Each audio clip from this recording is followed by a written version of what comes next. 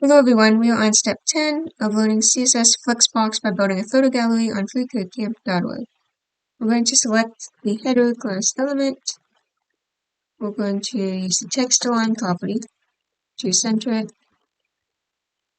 Use the text transform property to make it uppercase. We will add padding of 32 pixels. Change the background.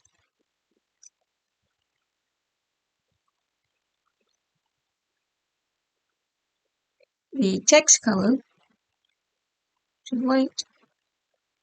And we will add a border bottom property. 4 pixels solid, and then we'll add the color. And that is it for this video. Thank you so much for watching. I hope you found that helpful, and I will see you next time.